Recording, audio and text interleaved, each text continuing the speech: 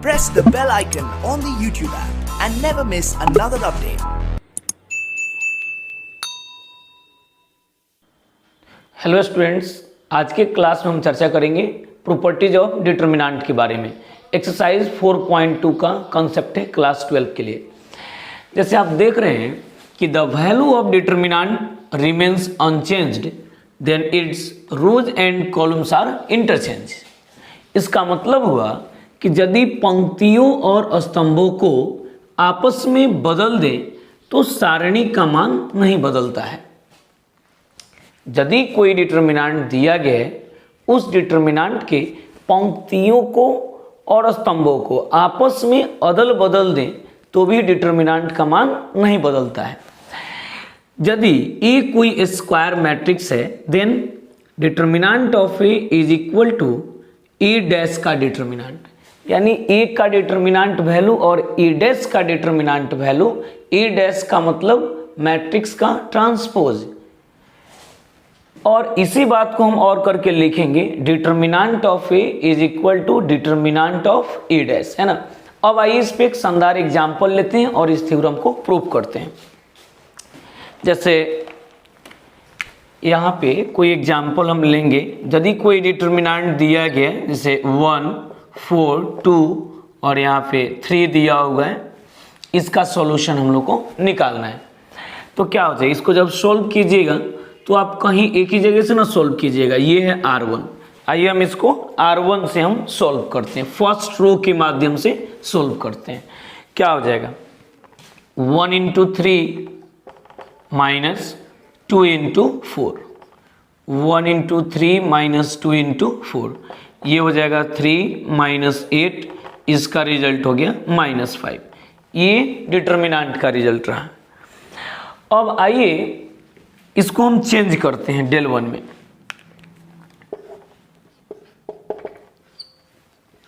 क्या करते हैं कि R1 को बदल लेते हैं C1 में और R2 को बदलते हैं C2 में।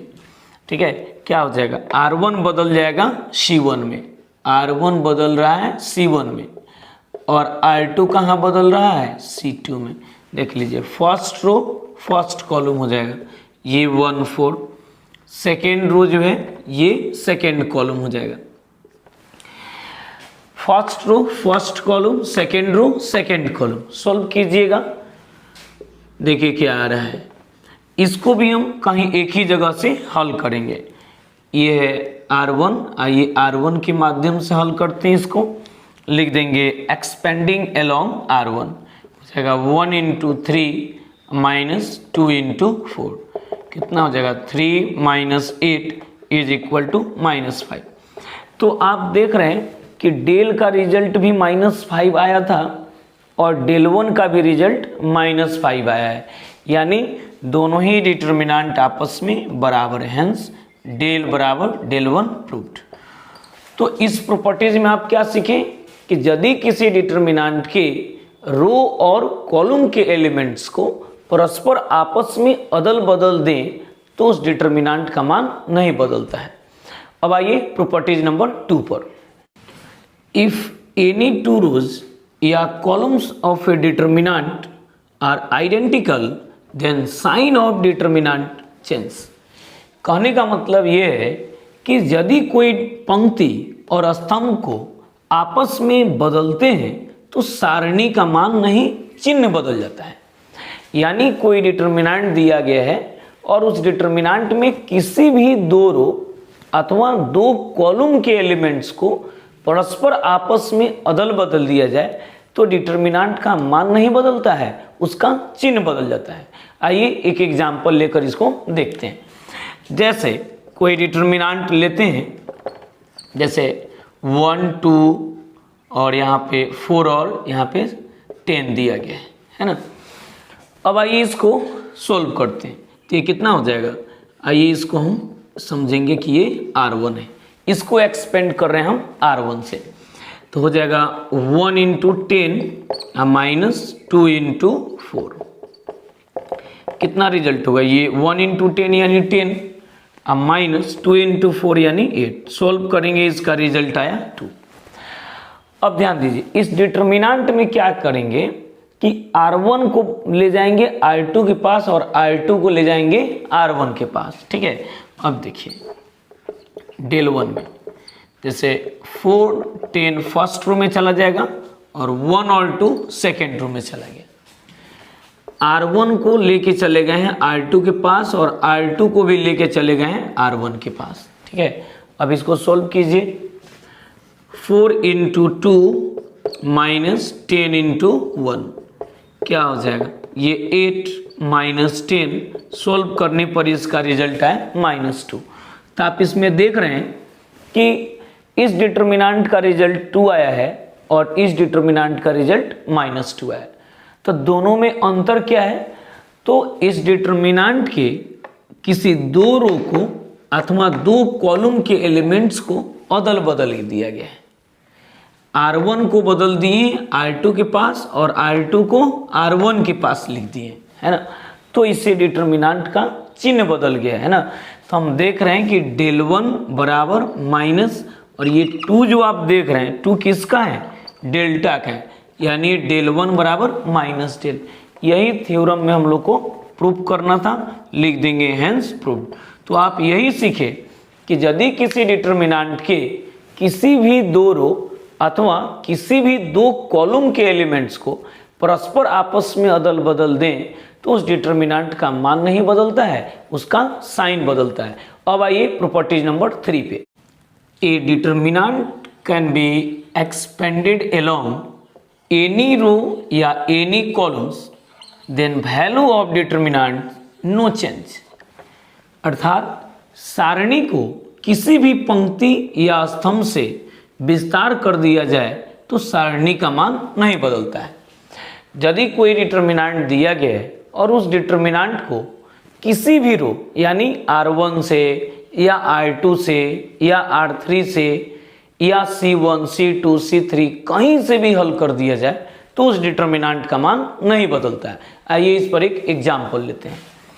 जैसे कोई डिटर्मिनेंट दिया गया है, जैसे मान लिया 1 2 3 0 1 5 और 1 0 5, है ना, ऐसे दिया गया है। अब आइए इसको हम एक्सपेंड करते हैं किसी एक रो से। इसको हम लोग समझते हैं कि ये R1 है, फर्स्ट रो है, इसी रो से इसको हम एक्सपेंड कर रहे हैं। लिखेंगे एक्सपेंडिंग अलोंग R1। R1 की तरफ से विस्तार करने पर क्या हो जाएगा, 1 इंटू ये 1 जिस रो में है और जिस कॉलम में, इसको मिटाएंगे, बच जाएगा 1505 1505 प्लस के बाद आता है माइनस 2 इंटू ये 2 जिस रो में है और जिस कॉलम में, इसको हम लोग मिटा देंगे। क्या बचेगा 0515 0515 प्लस माइनस प्लस 3 इंटू, जैसे ही इस रो और इस कॉलम वाले एलिमेंट्स को मिटाएंगे एक सेकेंड ऑर्डर का डिटर्मिनेंट मिल रहा है 0110। अब आइए इसको सॉल्व करते हैं। हो जाएगा 1 इंटू ये 5 माइनस 0 माइनस 2 इंटू ये हो जाएगा 0 माइनस 5 प्लस 3 इंटू 0 इंटू 0 का मतलब 0 माइनस 1 इंटू 1 का मतलब 1। सॉल्व कीजिए 1 into 5 minus 2 into minus 5 plus 3 into minus 1, ये हो जाएगा 5 प्लस 10 माइनस 3, 15 माइनस 3 यानी 15 में से 3 जाएगा तो 12 आएगा। तो इस डिटर्मिनेंट का हम सॉल्यूशन निकाल लिए। अब हम इसी डिटर्मिनेंट को किसी दूसरे रो से या दूसरे कॉलम से हल करेंगे। आइए लिख देते हैं डेल 1 बराबर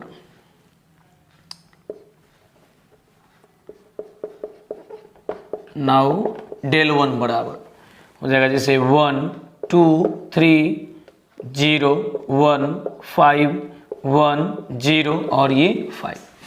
अब आइए इस डिटर्मिनेंट को हम लोग C1 के माध्यम से हल करते हैं। फर्स्ट कॉलम से हल करके देखते हैं कि इसका मान क्या आ रहा है।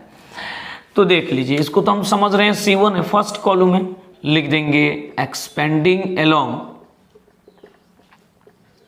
C1, अर्थात फर्स्ट कॉलम से विस्तार करने पर हो जाएगा 1 इंटू ये 1 जिस रो में है और जिस कॉलम में है इसको हम लोग मिटा देंगे, क्या बचेगा 1505 प्लस के बाद साइन आता है माइनस का, तो ये तो रिजल्ट 0 है, तो इसका पूरा रिजल्ट 0 हो जाएगा, इसमें लिखने की कुछ आवश्यकता नहीं है। प्लस माइनस प्लस 1 इंटू ये 1 जिस रो में है और जिस कॉलम में है इसको हम लोग मिटा देंगे, आएगा 2315। आइए इसको सॉल्व करते हैं, हो जाएगा 1 इंटू 5 यानी 5 माइनस 0 इंटू 5 का मतलब 0, ये तो 0 ही रह जाएगा, प्लस 1 इंटू 2 इंटू 5 का मतलब 10 माइनस 1 इंटू 3 का मतलब 3, ये सीधे हो जाएगा 5, ये 0 प्लस ये 7। सॉल्व करने पर इसका रिजल्ट आ रहा है 12, यानी डेल 1 का जो रिजल्ट आया है वो भी 12 आया और डेल का जो रिजल्ट आया था यहाँ पे वो भी 12 आया, यानी डेल 1 और डेल या डेल और डेल 1 दोनों आपस में क्या है, बराबर है, डेल बराबर डेल 1, हेंस प्रूव्ड। तो इस प्रॉपर्टीज में हम लोग क्या सीखे कि यदि किसी डिटर्मिनेंट को हम लोग किसी भी रो से अथवा किसी भी कॉलम से विस्तार कर दें तो उस डिटर्मिनेंट का मान नहीं बदलता है। अब आइए properties number 4, if any two rows या columns of a determinant are identical then value of determinant is 0, अर्थात यदि कोई पंक्ति या स्तंभ समान हो तो सारणी का मान 0 हो जाता है। यदि कोई डिटर्मिनेंट दिया गया है और उस डिटर्मिनेंट के कोई भी 2 रो अथवा 2 कॉलम का एलिमेंट्स समान हो जाए तो उस डिटर्मिनेंट का मान 0 हो जाता है। आइए एग्जाम्पल से देखते हैं इसको। जैसे कोई डिटर्मिनेंट दिया गया है, यहाँ पे 2, 4 और यहाँ पे दे दिया गया है 2 और 4, देख लीजिए। तो इसमें हम लोग क्या देख रहे हैं कि इस डिटर्मिनेंट में पहले रो में जो एलिमेंट्स हैं वही एलिमेंट्स दूसरे रो में भी। पहले रो में क्या है, तो पहले रो में हम लोग देख रहे हैं 2 और 4 है और दूसरे रो में क्या है, तो 2 और 4 है। तो इस डिटर्मिनेंट का जो वैल्यू होगा इसका 0 हो जाएगा। आइए बनाकर देखते हैं, इसको बना के देखते हैं तो कितना होगा 2 इंटू 4 माइनस 2 इंटू 4, अर्थात 8 माइनस 8 यानी 0। आप इसको सीधे लिख सकते थे, इतना कैलकुलेशन न करके सीधे आप लिखते डेल बराबर 0 since C1 and R1 and R2 are identical. पहला रो और दूसरा रो का जो एलिमेंट्स है दोनों ही आपस में आइडेंटिकल है, सेम है, इसलिए इस डिटर्मिनेंट का वैल्यू 0 के बराबर हुआ है ना। R1 है, ये R2 है और ये R3 है। तो इसमें हम लोग देख रहे हैं कि फर्स्ट रो और थर्ड रो का जो एलिमेंट्स है ये दोनों ही आपस में आइडेंटिकल है, इसलिए इस डिटर्मिनेंट का वैल्यू 0 होगा। सीधे लिख देंगे डेल बराबर 0। क्यों? क्योंकि इसमें R1 और R3 दोनों ही आइडेंटिकल है। लिख देंगे hence R1 and R3 are identical. पहला रो और तीसरा रो दोनों ही आपस में आइडेंटिकल है, इसलिए इस डिटर्मिनेंट का वैल्यू 0 के बराबर हो गया है। अब आइए प्रॉपर्टीज नंबर 5 पे हम लोग आते हैं। इफ एनी टू रोज या columns are proportional then value of determinant will be 0, अर्थात यदि कोई 2 पंक्ति या स्तंभ समानुपाती हो तो सारणी का मान 0 हो जाता है। अब आइए एग्जाम्पल लेकर इसको देखते हैं। यदि कोई डिटर्मिनेंट दिया गया है जैसे ए बी और यहाँ पे के ए और ये के बी। देख लीजिए, जैसे यहाँ पे कोई नंबर रहेगा और उस नंबर में किसी नॉन जीरो स्केलर से मल्टीप्लाई किया गया रहेगा।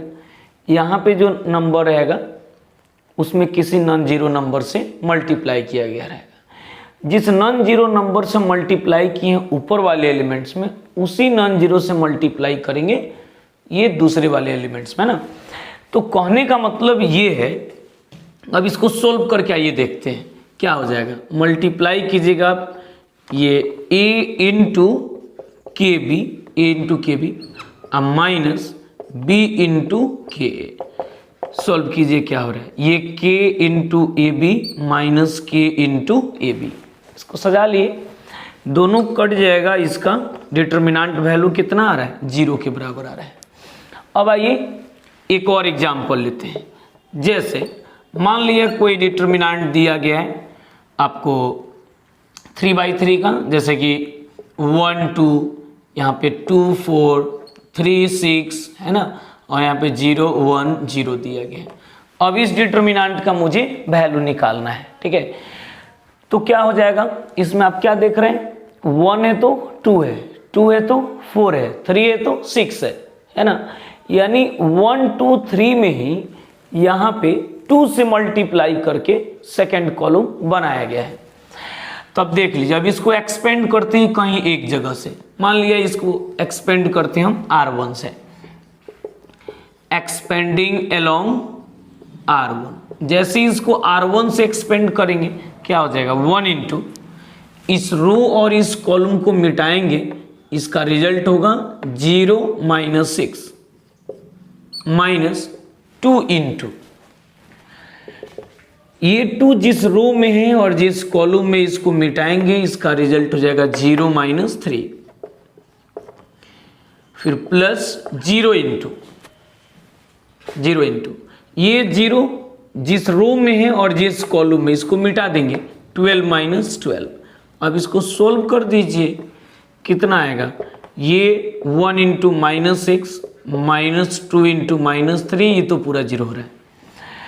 ये आया -6 प्लस 6, सोल्व करेंगे तो इसका रिजल्ट आ जाएगा 0। तो आप इतना न लिखिए, जैसे ही आप देखिए कि इस डिटर्मिनेंट के पहला कॉलम और दूसरा कॉलम में कुछ संबंध है। क्या संबंध है, तो ये दोनों एक दूसरे के समानुपाती है, प्रोपोर्शनल है। तो इसलिए सीधे आप लिख सकते थे डेल बराबर 0। क्यों, क्योंकि C1 और C2 क्या है, आइडेंटिकल। C1 और C2 जो है प्रोपोर्शनल है।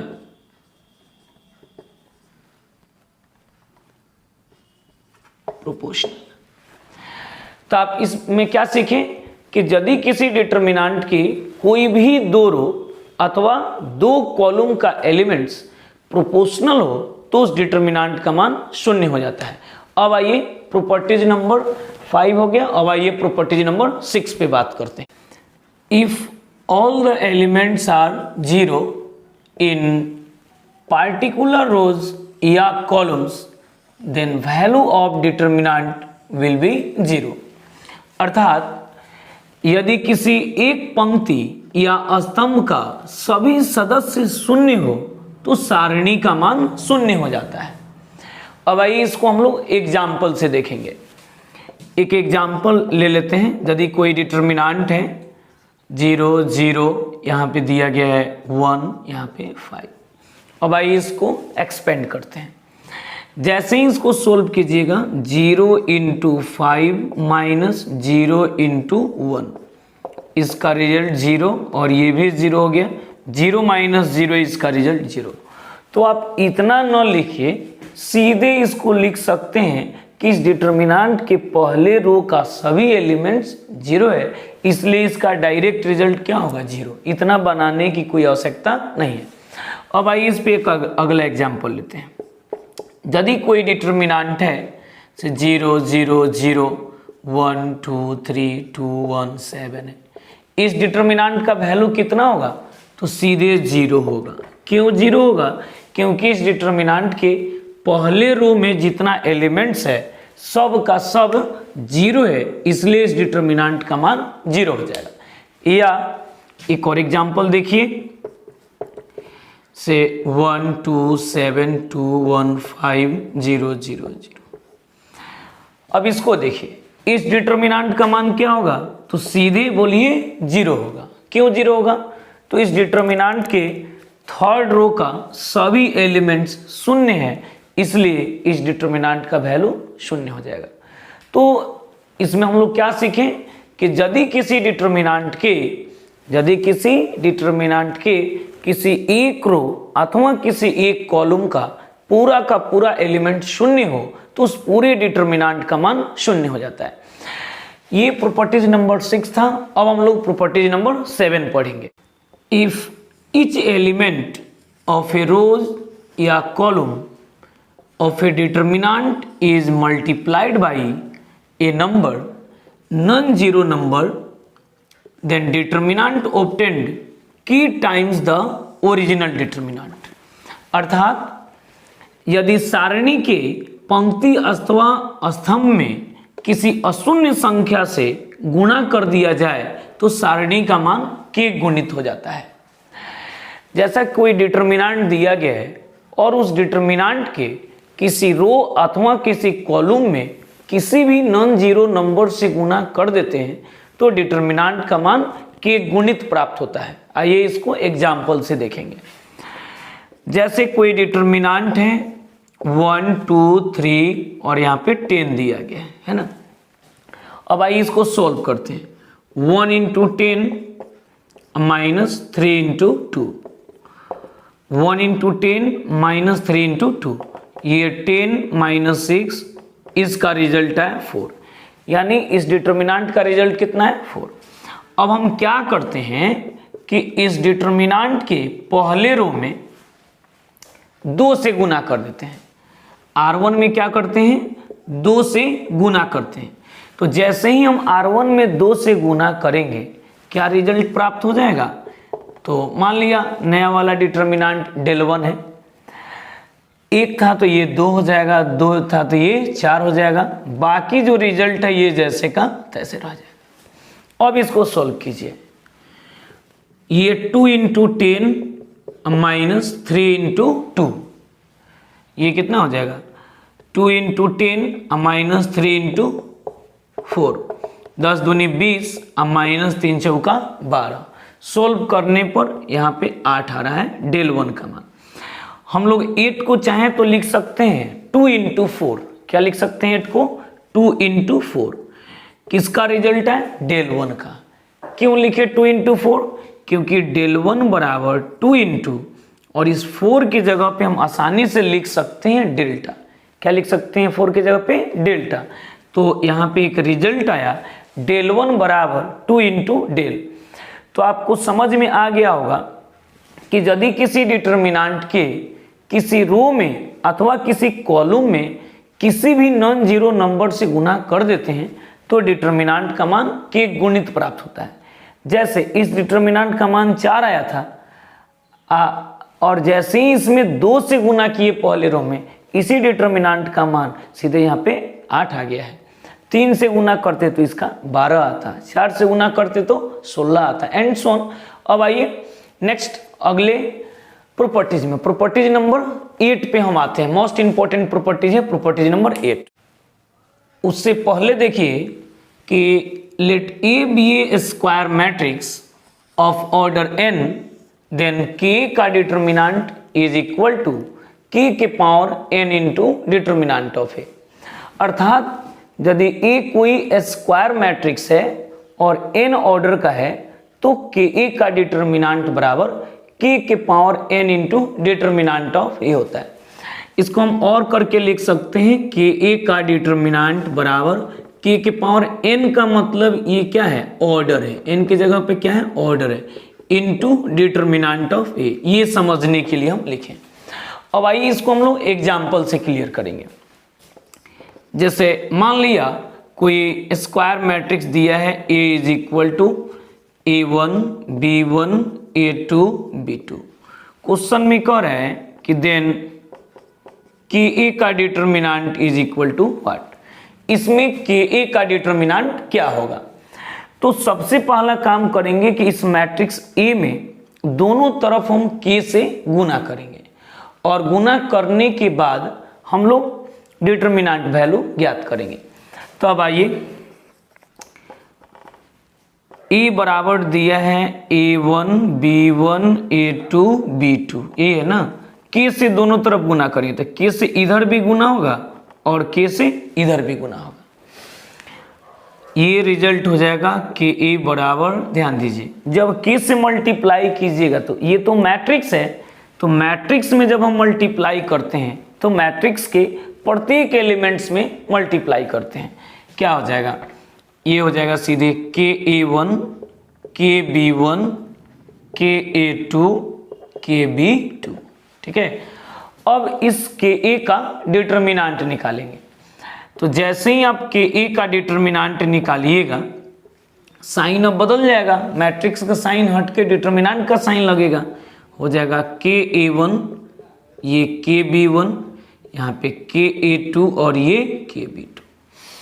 अब देखिए डिटर्मिनेंट के पहले रो में, डिटर्मिनेंट के पहले रो में हम लोग क्या देख रहे हैं, पहले रो में दोनों में के है, तो पहले रो से हम क्या करेंगे, के को कॉमन ले लेंगे, तो यहाँ पे हो जाएगा a1, यहाँ पे होगा b1। अब दूसरे रो में भी देख रहे हैं हम, यहाँ पे इस दूसरे रो में भी हम देख रहे हैं कि यहाँ पे भी के कॉमन है, इसको हम लोग फिर से कॉमन ले लेंगे, तो जैसे कॉमन लीजिएगा तो ये आ जाएगा यहाँ पे a2 और ये हो जाएगा b2। किसका रिजल्ट आया है, तो के ए के डिटर्मिनेंट का है, तो क्या हो जाएगा, तो ये हो जाएगा सीधे के ए का डिटर्मिनेंट बराबर के इंटू के का मतलब ये सीधे हो जाएगा के स्क्वायर, और इसका मतलब क्या है, इस मैट्रिक्स ए का डिटर्मिनेंट वैल्यू, तो ये कितना हुआ के स्क्वायर इंटू डिटर्मिनेंट ऑफ ए। तो आप देख भी लिए कि यदि ए कोई स्क्वायर मैट्रिक्स है सेकेंड ऑर्डर का है तो के का डिटर्मिनेंट बराबर के स्क्वायर इंटू डिटर्मिनेंट ऑफ ए आ रहा है, रिजल्ट है ना। तो इस थ्योरम को यहाँ पे प्रूव किया गया है। अब आइए इस पर एक 3x3 का हम एक एग्जाम्पल लेते हैं, उसको देखिए।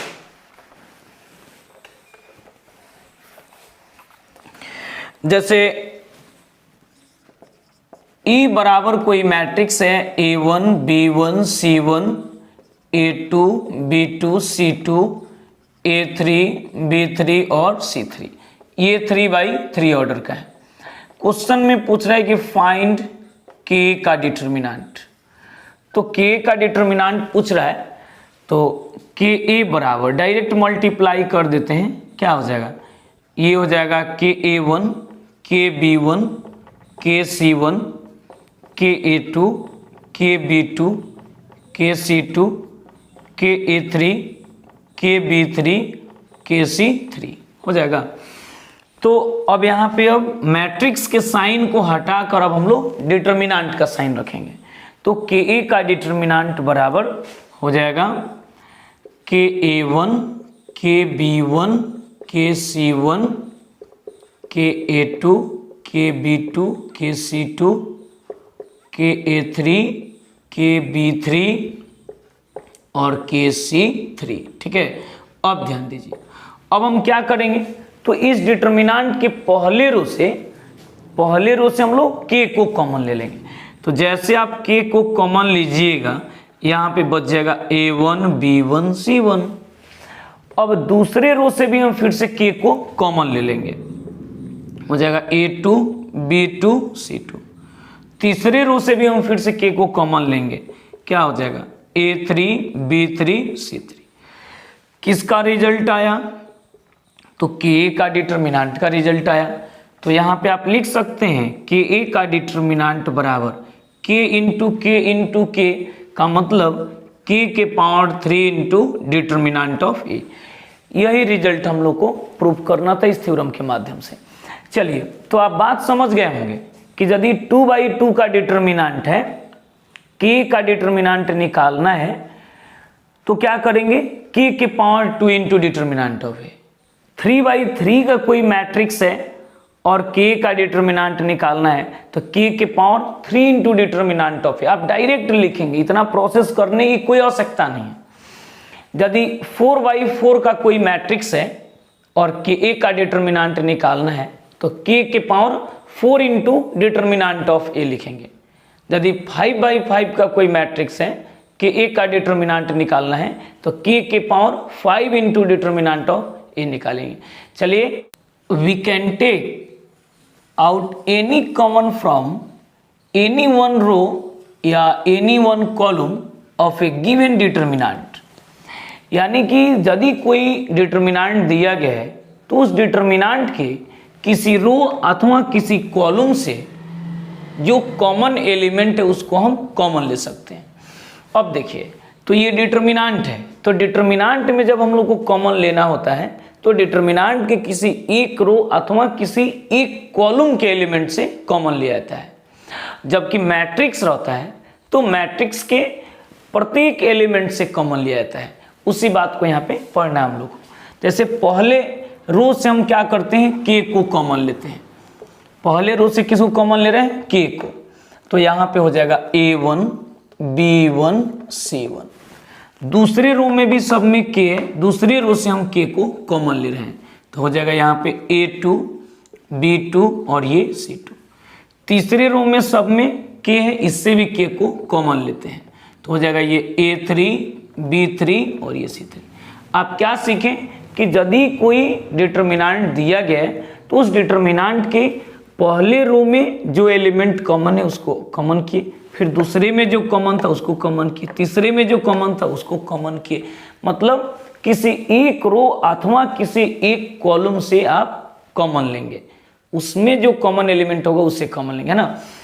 लेकिन यदि कोई मैट्रिक्स रहता है, मान लिया कोई मैट्रिक्स आपको दिया हुआ है k a1 k b1 k c1 k a2 k b2 k c2 k a3 k b3 k c3, ठीक है। तो मैट्रिक्स से जब कॉमन लेना होता है तो मैट्रिक्स के पूरे एलिमेंट से कॉमन लेते हैं ना, पूरे मैट्रिक्स से कॉमन लेते हैं। सीधे हो जाएगा k इंटू ये a1 b1 c1 a2 b2 c2 a3 b3 c3। आप तो फर्क देख ही लिए होंगे कि मैट्रिक्स से जब कॉमन लेते हैं तो मैट्रिक्स के प्रत्येक एलिमेंट से कॉमन लेते हैं, जबकि डिटर्मिनेंट से कॉमन लेते हैं तो डिटर्मिनेंट के किसी एक रो अथवा किसी एक कॉलम के एलिमेंट से कॉमन लेते हैं। तो इसी पे आपको एक प्रॉपर्टीज हम बताए थे, पिछले वाला जो प्रॉपर्टीज था कि ka का डिटर्मिनेंट बराबर k के power n into determinant of A, उसी से ये मिलता जुलता प्रॉपर्टीज है ना। तो आइए इस पर एक एग्जाम्पल देते हैं। क्वेश्चन में कह रहा है कि आप ka का डिटर्मिनेंट निकालिए, तो देख लीजिए ka का डिटर्मिनेंट क्या हो जाएगा। तो ka का डिटर्मिनेंट निकालिएगा तो इधर भी डिटर्मिनेंट का साइन लगेगा, k a1 k b1 k a2 और ये सीधे k b2। तो आप इसको सोल्व कीजिएगा ना, तो सोल्व करेंगे तो क्या हो जाएगा, ka का डिटर्मिनेंट बराबर पहले रो से भी k कॉमन होगा और दूसरे रो से भी k कॉमन होगा तो हो जाएगा a1 b1 a2 b2। और यहाँ पे रिजल्ट आया कि a का डिटर्मिनेंट बराबर k square into determinant of A. यदि 3/3 का रहता, k का डिटर्मिनेंट निकालना होता तो क्या होता, k के पावर 3 इंटू डिटर्मिनेंट ऑफ ए हो जाता है। NCERT बुक में इस पर एक क्वेश्चन दिया है 3/3 का, ठीक है। जैसे a1 b1 c1 a2 b2 c2 a3 b3 c3 3/3 का कोई मैट्रिक्स है और क्वेश्चन में कह रहा है कि ka का डिटर्मिनेंट निकालिए। NCERT बुक में ये क्वेश्चन दिया गया है, ठीक है। तो इसको बनाना है तो इसको तो हम डायरेक्ट बना देंगे, फॉर्मूला तो आपको पता है ना, ka का डिटर्मिनेंट बराबर k के power n into determinant of a हो जाता है। तो सीधे लिखिएगा ka का डिटर्मिनेंट बराबर k के पावर n की जगह पे कितना रखिएगा 3, तो k के power 3 into determinant of A, answer हो गया। अब आइए नेक्स्ट अगले प्रॉपर्टीज बातें हैं, प्रॉपर्टीज नंबर 9 पे अब आते हैं। If A is a square matrix then A के पावर एन का determinant is equal to determinant of A के पावर एन। अर्थात यदि एक वर्ग अवयव हो तो ए के पावर एन का डिटर्मिनांट वैल्यू और डिटर्मिनांट ऑफ ए का पावर एन ये दोनों आपस में बराबर होता है। अब आइए हम लोग एक एग्जाम्पल के माध्यम से इसको देखेंगे। जैसे ए बराबर कोई स्क्वायर मैट्रिक्स है, जैसा कि 1 2 3 और यहाँ पे 0 ले लेते हैं, छोटा रहेगा तो ठीक रहेगा। ए बराबर 1 2 3 0 है। अब आइए हम इसका ए स्क्वायर निकालते हैं। क्या हो जाएगा, ए इंटू ए तो हो जाएगा 1 2 3 0 और यहाँ पे आ जाएगा 1 2 3 0। अब आइए इसका प्रोडक्ट निकालते हैं। क्या हो जाएगा, 1 इंटू 1 1 और 2 इंटू 3 मिलके 6, यानी 1 प्लस 6 यानी सीधे हो जाएगा 7। फर्स्ट रो से सेकेंड कॉलम में 1 इंटू 2 यानी 2 और 2 इंटू 0 यानी 0, यानी 2 प्लस 0 2 हो जाएगा। सेकेंड रो से फर्स्ट कॉलम में 3 इंटू 1 यानी 3 और 0 इंटू 3 का मतलब 0, यानी 3 प्लस 0 यानी इसका रिजल्ट 3। अब सेकेंड रो से सेकेंड कॉलम में मल्टीप्लाई करते हैं। 3 इंटू 2 6, 0 इंटू 0 0, यानी 6 प्लस 0 6। ये जो रिजल्ट आया सो ए स्क्वायर का आया। अब हम क्या करते हैं कि इसका डिटर्मिनेंट वैल्यू निकालते हैं। 7 2 3 6 कितना हो जाएगा, तो ये हो जाएगा 7 इंटू 6 माइनस 3 इंटू 2, ये 7 छक 42 माइनस 2 इंटू 3 यानी 6। जब घटाइएगा तो 42 में से 6 जाएगा तो कितना आ जाएगा, 36 आएगा, है ना। तो ये जो रिजल्ट आया सो ए स्क्वायर का डिटर्मिनेंट वैल्यू है। किसका रिजल्ट आया, ए स्क्वायर का डिटर्मिनेंट वैल्यू। अब हम क्या करते हैं कि पहले ए का डिटर्मिनेंट निकालते हैं। पहले ए का डिटर्मिनेंट निकालेंगे। क्या हो जाएगा, 1 2 3 0 सोल्व कीजिएगा तो हो जाएगा 1 इंटू 0 माइनस 3 इंटू 2, ठीक है। 1 इंटू 0 माइनस 3 इंटू 2 तो हो जाएगा ये 0 और माइनस 6 सोल्व करने पर -6। ये किसका रिजल्ट आया, डिटर्मिनेंट ऑफ ए का। अब डिटर्मिनेंट ऑफ ए का हम स्क्वायर करेंगे तो डिटर्मिनेंट ऑफ ए का स्क्वायर बराबर -6 का स्क्वायर बराबर ये 36। तो आप देख रहे हैं कि ए स्क्वायर का डिटर्मिनेंट वैल्यू और ए के डिटर्मिनेंट का स्क्वायर ये दोनों ही आपस में बराबर है। तो हम लोग क्या लिख सकते हैं, तो लिख सकते हैं हेंस ए स्क्वायर का डिटर्मिनेंट वैल्यू और ए के डिटर्मिनेंट का स्क्वायर ये दोनों आपस में बराबर है। इस थ्योरम को प्रूव करना था, प्रूव्ड हो गया, है ना। इस टाइप का कोई भी एग्जाम्पल लेते हैं तो इस पे सेट कर जाएगा, थ्योरम प्रूफ हो जाएगा। अब आइए प्रॉपर्टीज नंबर हम लोग 9 अभी पढ़ें, अब पढ़ेंगे properties number 10। If A and B are square matrices of the same order then determinant of A B is equal to determinant of A into determinant of B. अर्थात यदि ए और बी समान कोटि के कोई दो अवयव हो तो ए बी का डिटर्मिनेंट बराबर ए का डिटर्मिनेंट इंटू बी का डिटर्मिनेंट होता है। अब आइए इसको हम लोग एग्जाम्पल से प्रूफ करते हैं। जैसे ए बराबर कोई मैट्रिक्स है 1 2 0 और यहाँ पे 3 है, और बी बराबर कोई मैट्रिक्स है 2 5 1 और 3 दिया गया है। अब इसको सोल्व करके देखिए। सबसे पहले हम लोग LHS वाले रिजल्ट को निकालेंगे। पहले ए बी का डिटर्मिनेंट कह रहा है निकालने के लिए, तो ए बी का डिटर्मिनेंट कब निकलेगा, सबसे पहले ए बी निकालिएगा और उसके बाद डिटर्मिनेंट निकलेगा, है ना। अब आइए ए बी निकालने के लिए पहले मैट्रिक्स ए को लिखेंगे, फिर मैट्रिक्स बी को लिखेंगे।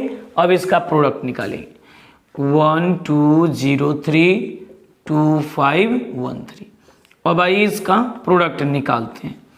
क्या हो जाएगा, ए बी निकालना है ना, प्रोडक्ट तो आप लोग पढ़े ही होंगे मैट्रिक्स का। ये 2 1 इंटू 2 2 प्लस 2 इंटू 1 2, यानी 2 दूनी 4, ये पहले रो से दूसरे कॉलम में मल्टीप्लाई करेंगे, ये 5 + 6 ये हो जाएगा 11। दूसरे रो से पहले कॉलम में ये 0 + 3 यानी 3, दूसरे रो से दूसरे कॉलम में 0 + 9 यानी 9। ये जो रिजल्ट रहा सो ए बी का रहा। अब हमको ए बी का डिटर्मिनेंट चाहिए। देख लीजिए, साइन बदल लीजिए, मैट्रिक्स का साइन हटा दीजिए, 4, 11, 3 और 9 सोल्व कीजिए। यहाँ पे देखिए क्या आ रहा है, तो हो जाएगा 4 × 9 - 3 × 11। ठीक है, 4 × 9 - 3 × 11, ये 36 - 33 सोल्व करने पर ए बी का डिटर्मिनेंट कितना आया, 3 के बराबर आया। तो जब हम LHS वाले को सोल्व कर लिए तब हम किसको सोल्व करेंगे, RHS को। अब देखिए RHS में क्या कह रहा है, तो RHS में कह रहा है कि E का डिटर्मिनेंट इंटू B का डिटर्मिनेंट। अब देखिए, तो पहले लिखेंगे A के डिटर्मिनेंट को और उसके बाद लिखेंगे B के डिटर्मिनेंट को। तो A का डिटर्मिनेंट यहाँ से सेट होगा 1, 2, 0, 3, इसको यहाँ पे लिख दिए।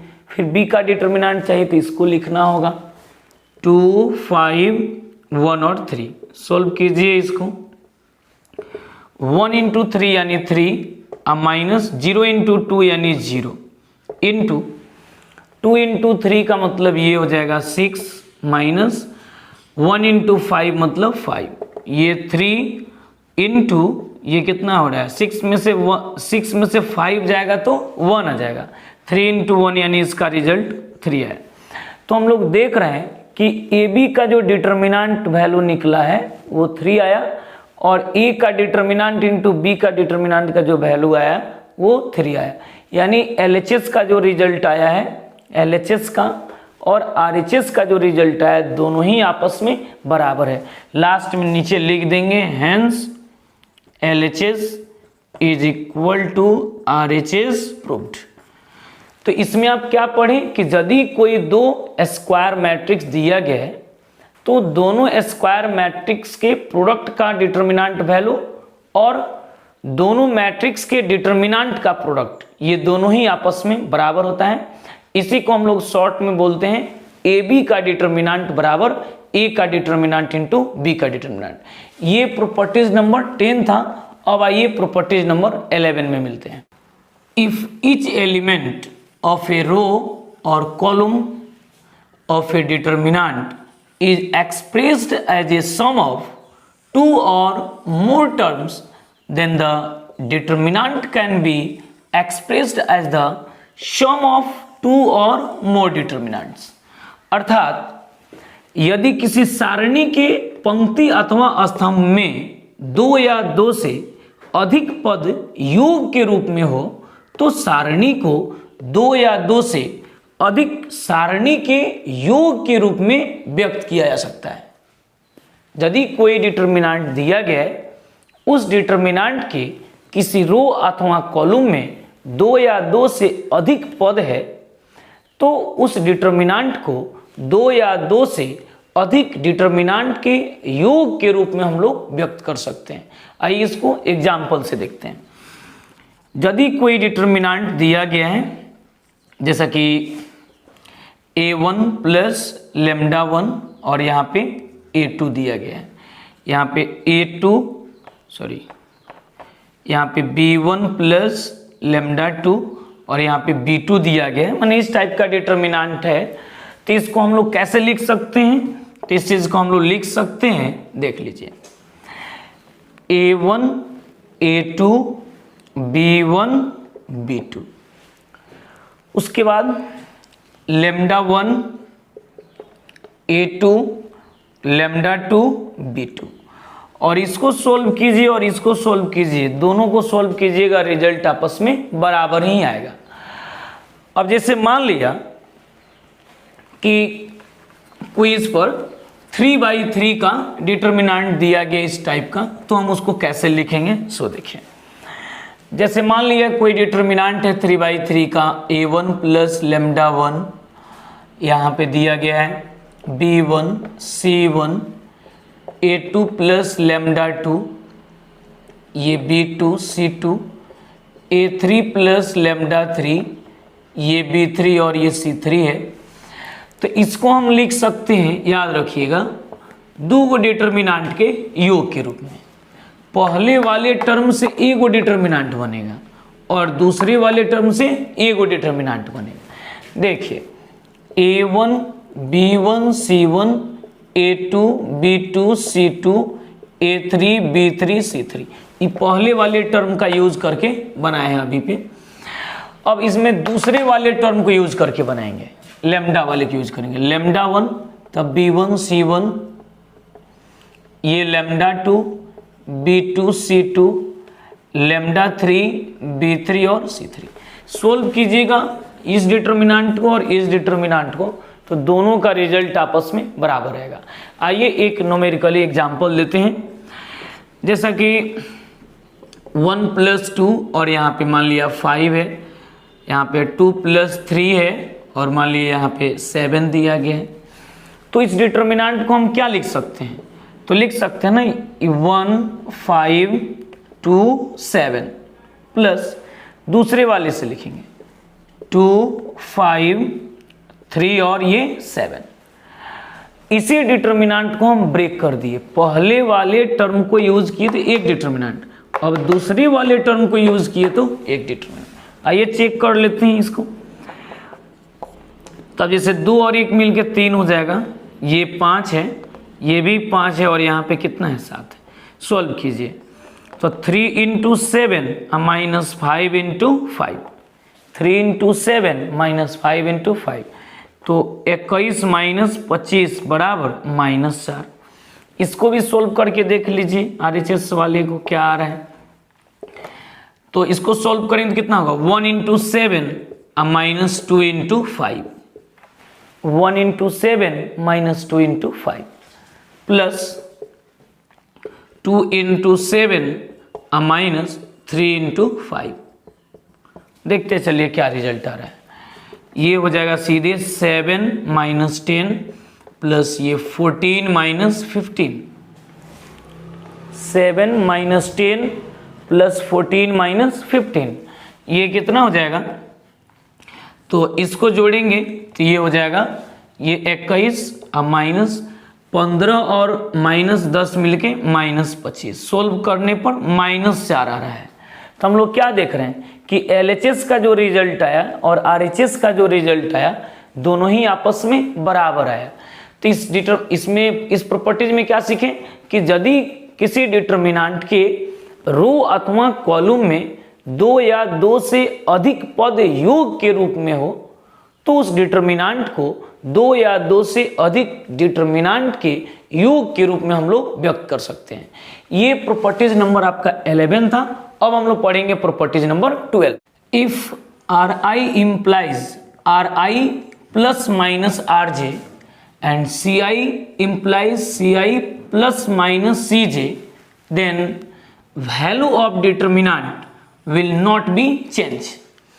अर्थात यदि Ri में Ri प्लस Rj या Ri माइनस Rj कर दिया जाए, यही काम यदि हम कॉलम वाइज भी करते हैं, Ci implies Ci plus Cj या Ci माइनस Cj कर दिया जाए तो सारणी का मान नहीं बदलता है।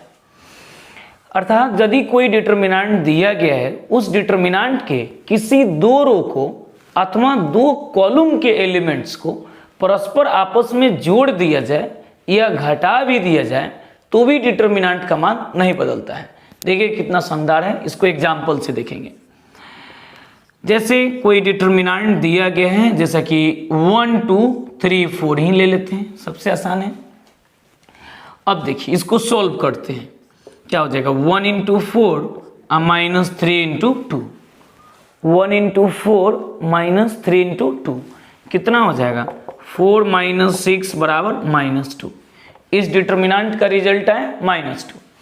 अब हम क्या करते हैं, R1 implies R1 plus R2।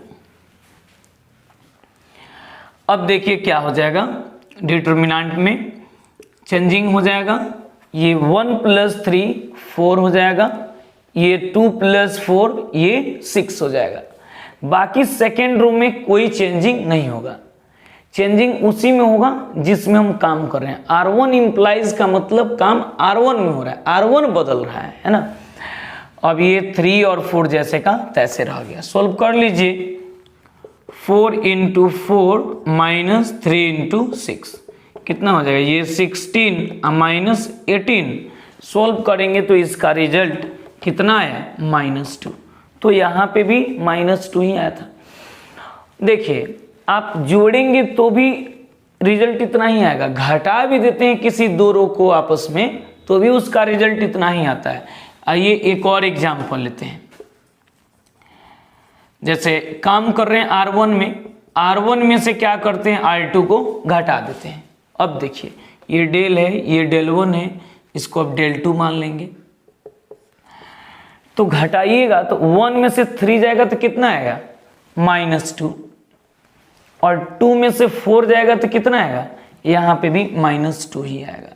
देख लीजिए ये 3 और 4 जैसे का तैसे। 1 में से 3 जाएगा तो -2, 2 में से 4 जाएगा तो -2, बाकी जैसे का तैसे। सॉल्व कीजिए इसको भी वही रिजल्ट आएगा, -2 × 4 - 3 × -2, -8 + 6 सोल्व करेंगे तो -2। ये किसका रिजल्ट आया, डेल 2 का आया।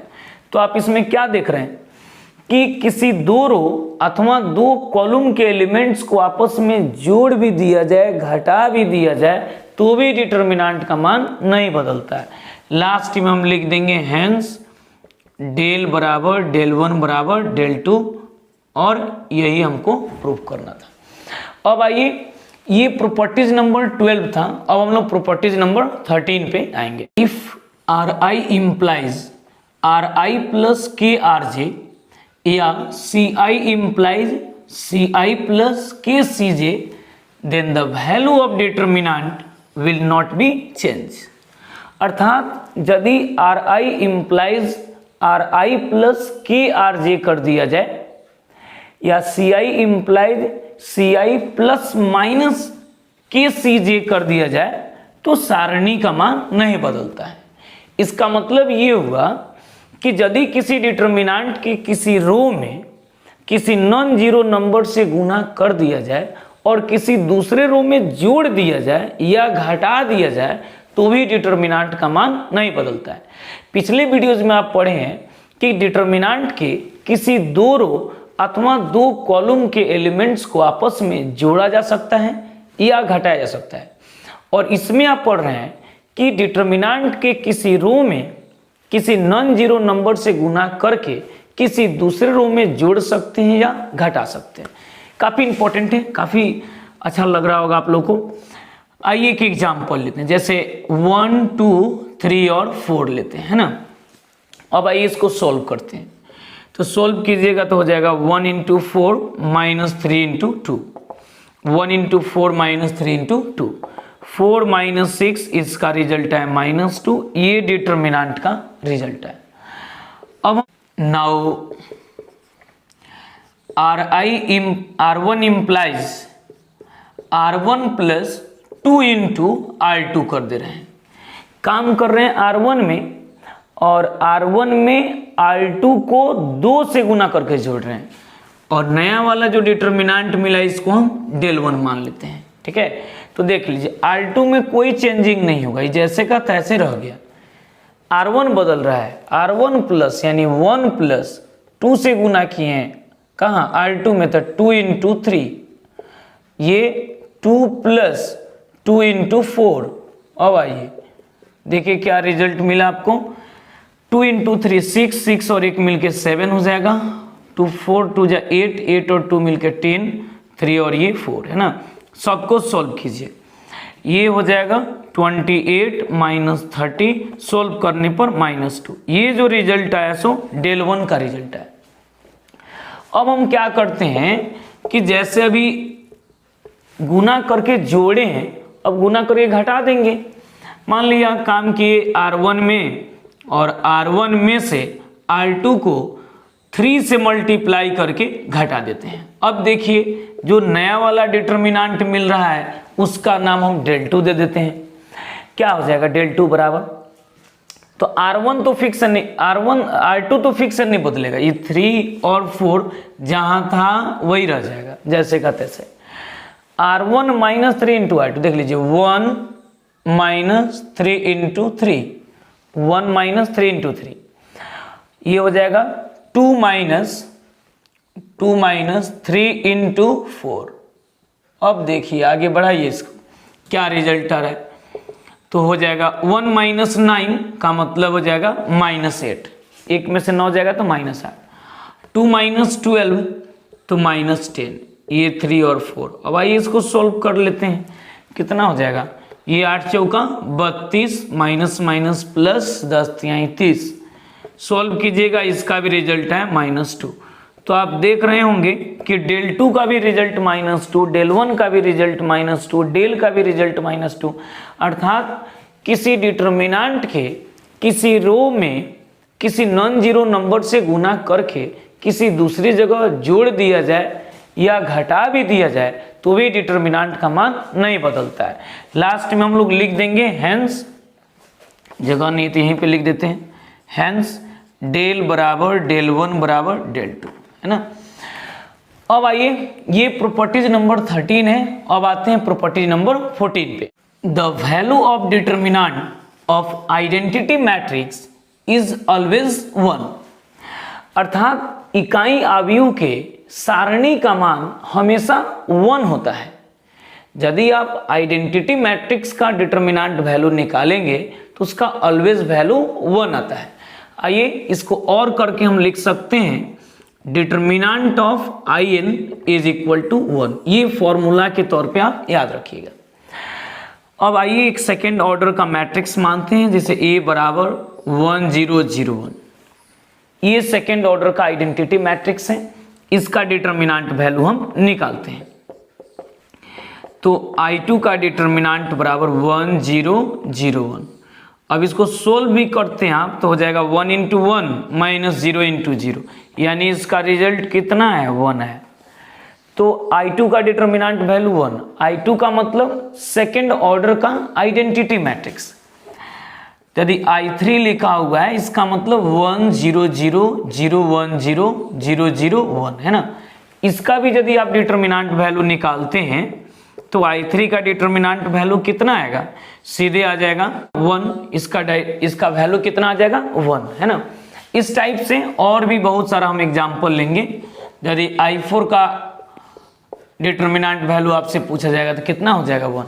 किसी भी ऑर्डर का आपको आइडेंटिटी मैट्रिक्स दिया गया हो तो इसका डिटर्मिनेंट वैल्यू ऑलवेज 1 होता है। ये प्रॉपर्टीज नंबर आपको 14 था। अब आते हैं प्रॉपर्टीज नंबर 15 पे। The value of determinant of zero matrix is always 0, अर्थात शून्य आव्यूह के सारणी का मान हमेशा शून्य ही होता है। इसी को हम शॉर्ट में लिखेंगे कि यदि कोई जीरो मैट्रिक्स या शून्य आव्यूह, यदि कोई शून्य आव्यूह का आप डिटर्मिनेंट वैल्यू निकालते तो इसका वैल्यू कितना आएगा, शून्य के ही बराबर आएगा। आइए एक सेकेंड ऑर्डर का जीरो मैट्रिक्स मांगते हैं, जैसे 0 0 0 0। अब इसका डिटर्मिनेंट वैल्यू निकालिए तो क्या हो जाएगा 0 0 0 0। सोल्व करेंगे तो क्या हो जाएगा 0 इंटू 0 माइनस 0 इंटू 0, इसका रिजल्ट कितना आएगा, 0 ही आएगा। तो आप क्या देख रहे हैं कि शून्य आव्यूह का डिटर्मिनेंट वैल्यू शून्य ही हो रहा है। 4x4 ऑर्डर का हो, माने किसी भी ऑर्डर का हो, तो शून्य मैट्रिक्स के डिटर्मिनेंट वैल्यू हमेशा शून्य ही होते हैं। If A equal to Aij is a diagonal matrix of order n, then determinant of A is equal to A11 into A22 into A33 up to dot dot into ANN तक होगा, है ना। या इसी बात को हम लोग शॉर्ट में लिख सकते हैं कि determinant of diagonal matrix is equal to product of its diagonal elements. Hindi में इसको बोलेंगे कि विकर्ण आव्यूह का सारणिक बराबर क्या होगा, विकर्ण के तत्वों का गुणनफल। यदि किसी डायगोनल मैट्रिक्स का डिटरमिनेंट वैल्यू निकालना हो तो उस डायगोनल मैट्रिक्स के डायगोनल एलिमेंट का प्रोडक्ट ही उसका डिटरमिनेंट वैल्यू होता है ना। अब आइए इसको एग्जाम्पल से देखेंगे। जैसे मान लिया A बराबर कोई डायगोनल मैट्रिक्स है, जैसे 2 0 0 5, ये कौन सा मैट्रिक्स है, ये डायगोनल मैट्रिक्स है। अब इसका मुझे डिटरमिनेंट निकालना है, तो डिटरमिनेंट निकालना है तो क्या कीजिएगा, तो इसके डायगोनल एलिमेंट का प्रोडक्ट कर दीजिए, सीधे हो जाएगा 2 × 5, इसका रिजल्ट आया 10, यही जो रिजल्ट आया सो आपका आंसर हो गया। ये 2/2 के लिए था। अब 3/3 का भी है तो भी इसका यही कंसेप्ट है, जैसे 2 0 0 0 7 0 0 0 यहाँ पे 1 आ जाए तो क्या हो जाएगा, ये भी तो डायगोनल मैट्रिक्स न है, ये भी आपको डायगोनल मैट्रिक्स ही है। तो इसका डिटरमिनेंट ऑफ ए जब निकालिएगा तो क्या हो जाएगा, डायगोनल एलिमेंट तो यही ना है, ये होता है डायगोनल एलिमेंट, इसके लिए ये हो जाएगा डायगोनल एलिमेंट। अब देखिए 2 × 7 × 1, 2 × 7 × 1, 7 दूनी 14, एकम 14 यानी 14 आया है ना। तो यही जो रिजल्ट आया सो आपका आंसर है। तो इसमें आप क्या सीखें कि किसी डायगोनल मैट्रिक्स का डिटरमिनेंट वैल्यू क्या होता है, तो उस डायगोनल मैट्रिक्स के डायगोनल एलिमेंट का प्रोडक्ट निकाल देंगे, उसका डिटरमिनेंट वैल्यू हो जाएगा, है ना। यदि स्केलर मैट्रिक्स का भी डिटरमिनेंट वैल्यू कहता है तो उसके लिए भी इस कॉन्सेप्ट को आप अप्लाई करके बना सकते हैं, ठीक है। आइडेंटिटी वाला तो आप जान ही रहे हैं कि आइडेंटिटी मैट्रिक्स का डिटरमिनेंट वैल्यू 1 होता है ना, इसी कॉन्सेप्ट से वो भी था। प्रॉपर्टीज नंबर 15 तक आप पढ़ लिए, अब आप पढ़ेंगे properties number 16। If A = Aij is a triangular matrix of order n, then determinant of A is equal to A11 × A22 × A33 up to ... ANN। AIC को शॉर्ट में हम लिखेंगे determinant of triangular matrix is equal to product of its diagonal elements. Hindi में बोलेंगे त्रिभुजाकार आव्यूह का सारणी बराबर विकर्ण के तत्वों का गुणनफल। पिछले प्रॉपर्टीज में प्रॉपर्टीज नंबर 15 में हम लोग पढ़े हैं कि यदि डायगोनल मैट्रिक्स का डिटरमिनेंट वैल्यू निकालना हो तो उसमें भी पढ़े हैं कि product of its diagonal element, है ना। डायगोनल मैट्रिक्स का डिटरमिनेंट वैल्यू में भी हम लोग डायगोनल एलिमेंट का ही प्रोडक्ट निकालते हैं, जबकि ट्रायंगुलर मैट्रिक्स भी आ जाता है तो इसमें भी हम डायगोनल एलिमेंट्स का ही प्रोडक्ट निकालते हैं। अब ध्यान दीजिएगा, ट्रायंगुलर मैट्रिक्स दो प्रकार का होता है, एक अपर ट्रायंगुलर और दूसरा लोअर ट्रायंगुलर। अब आइए दोनों पे हम एग्जांपल देते हैं, देखिए उसको। ये कौन सा ट्रायंगुलर मैट्रिक्स है, तो हम लोग देख रहे हैं कि इस डिटरमिनेंट प्रिंसिपल डायगोनल के ऊपर में एक ट्रायंगल बन रहा है। तो प्रिंसिपल डायगोनल के ऊपर का यदि एलिमेंट्स नॉन जीरो हो तो इसको हम लोग बोलते हैं ये अपर ट्रायंगुलर है। यदि प्रिंसिपल डायगोनल के ऊपर वाला सभी एलिमेंट्स नॉन जीरो है तो ये अपर ट्रायंगुलर होता है। यदि प्रिंसिपल डायगोनल के नीचे वाला सब नॉन जीरो हो और ऊपर वाला जीरो हो जाए तो उसको हम लोग लोअर ट्रायंगुलर बोलते हैं ना। तो आइए इसको सॉल्व करते हैं। तो इसको तो डायरेक्ट हम सॉल्व करेंगे तो हो जाएगा 1 × 5 × 3, इसका रिजल्ट हो जाएगा 15, ये आपका आंसर हो गया। अब आइए इसको हम लोग जनरली सॉल्व करके देखते हैं अपने कंसेप्ट से। क्या हो जाएगा 1 × इसको सॉल्व कीजिएगा तो ये कितना हो जाएगा, ये 5103, 5103, ये भी 0 है, ये भी 0 है, सबको छोड़ दीजिए, ऐसे ही रह जाएगा। 1 × 5 × 3 का मतलब 15 माइनस 0 × 1 का मतलब ये 0, तो 15 माइनस 0 सॉल्व कीजिएगा, इसका भी रिजल्ट आया 15। तो आप देख रहे हैं कि अपर ट्रायंगुलर मैट्रिक्स का डिटरमिनेंट वैल्यू कितना आसान है निकालना। सीधे इसके डायगोनल एलिमेंट का प्रोडक्ट ले लीजिए। डायगोनल एलिमेंट समझ रहे हैं ना, ये लीडिंग डायगोनल एलिमेंट। अब ये अपर ट्रायंगुलर का एग्जांपल था, अब हम लोग चर्चा करेंगे लोअर ट्रायंगुलर पे है। इसमें प्रिंसिपल डायगोनल के नीचे जो है ये सभी एलिमेंट्स जीरो नहीं हो रहे हैं, इधर नीचे ट्रायंगल बन रहा है ना, तो इसको हम लोग क्या बोलेंगे, lower triangular matrix, lower triangular matrix है ये। अब इसका डिटर्मिनेंट वैल्यू निकालना है तो कैसे निकालेंगे, तो इसके डायगोनल एलिमेंट का प्रोडक्ट निकाल दीजिए सीधे। 2 × 5 × 7 कितना हो जाएगा, 7 × 5 = 35, 2 = 70। यही जो रिजल्ट है सो आपका आंसर हो गया। तो आपको ट्रायंगुलर मैट्रिक्स का डिटर्मिनेंट वैल्यू क्या होता है, तो उसके डायगोनल एलिमेंट का प्रोडक्ट, चाहे वो अपर ट्रायंगुलर हो या लोअर ट्रायंगुलर हो, तो दोनों में यही कंसेप्ट लगता है ना। ये प्रॉपर्टीज नंबर 16 था। अब आइए प्रॉपर्टीज नंबर 17 पे। Determinant of A askew symmetric matrix of odd order is 0 end of even order is a non zero perfect square. इसका मतलब ये हुआ कि यदि कोई एस्क्यू सिमेट्रिक मैट्रिक्स का ऑर्डर इवन है, ऑर्डर इवन है, तो उसका रिजल्ट परफेक्ट स्क्वायर होगा। और यदि एस्क्यू सिमेट्रिक मैट्रिक्स का ऑर्डर ऑड है, विषम है, तो उसका डिटर्मिनेंट वैल्यू 0 होगा। यदि किसी एस्क्यू सिमेट्रिक मैट्रिक्स का डिटर्मिनेंट वैल्यू निकालना है और उसका ऑर्डर यदि ऑड हो, विषम हो, तो उसका डिटर्मिनेंट वैल्यू 0, और यदि उसका ऑर्डर इवन हो, सम हो, तो उसका रिजल्ट परफेक्ट स्क्वायर होता है। अब आइए इस पर एक प्यारा सा एग्जांपल लेते हैं। तो इसका मुझे डिटर्मिनेंट वैल्यू निकालना है, तो इसका डिटर्मिनेंट वैल्यू क्या हो जाएगा, तो इसका डिटर्मिनेंट वैल्यू अब निकाल के चेक कर लीजिए क्या आ रहा है। तो 0 × 0 -2 × -2 यानी 0 माइनस माइनस प्लस, ये 4 हो जाएगा। 4 यानी 2 का स्क्वायर आया, जो भी आया ये क्या आया, एक परफेक्ट स्क्वायर आया, है ना। अब यदि इसी टाइप का हम डिटर्मिनेंट लेते हैं, लेकिन 3/3 का ले लेते हैं। देखिए यहाँ पे ये इवन के लिए था, इसका ऑर्डर क्या था, इवन था। अब इसका ऑर्डर ऑड ले रहे हैं। जैसे मान लिया थर्ड ऑर्डर का कोई एस्क्यू सिमेट्रिक मैट्रिक्स दिया गया है, अब इसका डिटर्मिनेंट वैल्यू निकालना है।